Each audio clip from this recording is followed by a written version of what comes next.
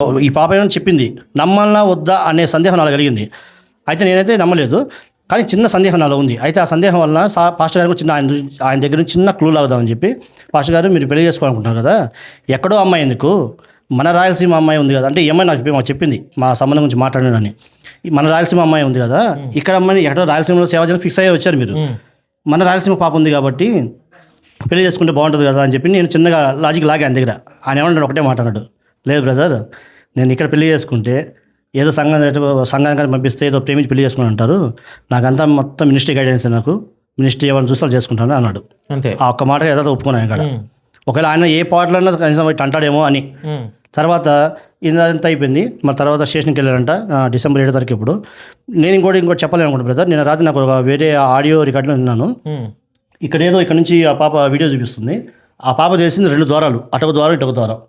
First ఒక ఆడియోలో అంటుంది, నేను ఇక్కడికి వచ్చాను, భరతన సహోదరు విడిచిపెట్టిపోయాడు, పాస్టర్ గారు అక్కడ బట్టలు ఉతుకుతున్నాడు అంటుంది. ఇంకో వీడియోలో ఎటు నుంచి వచ్చాడు తెలియదు, నేను కిచెన్లో ఉన్నాను, నా మీద అఘాయిత్యం చేశాను. తర్వాత నా మీద అఘాయిత్యం చేసిన తర్వాత, నన్ను మానభంగం చేసిన తర్వాత 1 గంట తర్వాత మా ఇంటికి వచ్చి మా మా పేరెంట్స్ బతులాడుకున్నాడు, మీ అమ్మాయి నేను పెళ్లి చేసుకుంటానని. అసలు ఆ రోజు ఆ పాప ఇక్కడ రాలేదని నిన్న అందరికి ఫోన్ చేసి కనుక్కున్నా. చెప్పారు 22వ తేదీ నైట్ రాలేదని చాలా మంది అందరూ అన్నారు. అయితే పరిచయం కోసం, అంటే దానికోసం వచ్చిందని కాదు, పరిచయం కోసం రావాలి కదా. అలా కూడా ఏ కోణాన్ని కూడా రాలేదంట ఆ పాప ఇక్కడ రాలేదంట. భరతన సహోదరుడు అంటే సురేష్ అనే బ్రదరు, నిఖిల్ అనే బ్రదర్ ఇక్కడ ఉన్నాడంట. ఆ రోజు ప్రభు కుమార్ పాస్టర్ గారు ఫ్లెక్సీ విషయంలో రేపు రోజున టెంట్లు వేయాలని చెప్పి ఫ్లెక్సీ అని చెప్పి ఈ హడావుడిలో ప్రభుకుమార్ పాస్టర్ తిరుగుతున్నా ఉన్నాడు నిఖిల్తో వాళ్ళతో కలిసి. నేను అడిగాను, మహిమ ఏ విషయమైనా సరే వచ్చింది అడిగంటే, అన్న అసలు ఆ పాపే రాదని ఇక్కడికి, మందిరం క్లీన్ చేసింది కూడా ఆదివారం అంట. అన్న వచ్చింది మంగళవారం, ఆదివారం ఎట్లా విశ్వాసం వచ్చారు కాబట్టి ఆదివారం క్లీన్ చేశారంట. మా సోమవారం అనేది ఆ పాప రాలేదంట. కానీ ఆ పాప ఏం చెబుతుంది, శాలేమన్న వచ్చే ముందు రోజు, అంటే 23వ తారీఖు శాలేమన్న వచ్చాడు, 22వ తారీఖు అంటే ఒక రోజు ముందు, ఆ రోజు నేను వచ్చాను. అప్పటికి నేను ఒకనే ఉన్నా కన్నా, మరి ఎవరు రాలేదంటే ఆ సహోదరి ఎవరు ఒక తల్లి వస్తుందమ్మా, నువ్వు ఇలా పని చేసుకొని అన్నట్టుగా ప్రతి మాట ఆ పాప మాట్లాడిన ప్రతి మాటగా ఆ పాపే ఉత్తరవాది.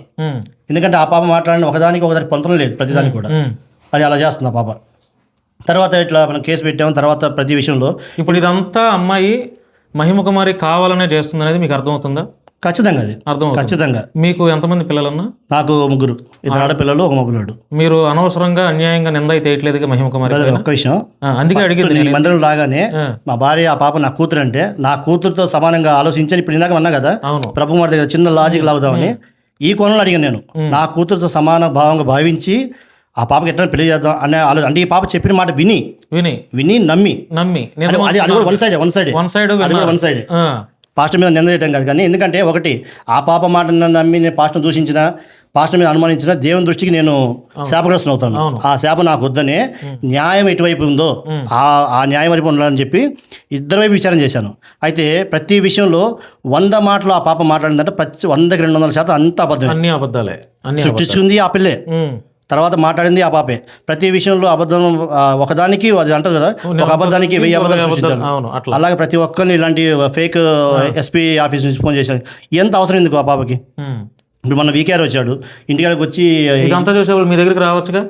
అదే కదా, సంఘం అందరి దగ్గరికి వస్తే ఏం జరిగిందని ఇప్పుడు నేను ఎట్లయితే వచ్చాను అలా వీకేఆర్ ఇప్పుడు మొదట్లో వచ్చుంటే ఇంత ఇష్యూ అయ్యేది కాదు కదా. వాస్తవాలు తెలిసే ఇంత ఇష్యూ అయ్యేది కాదు.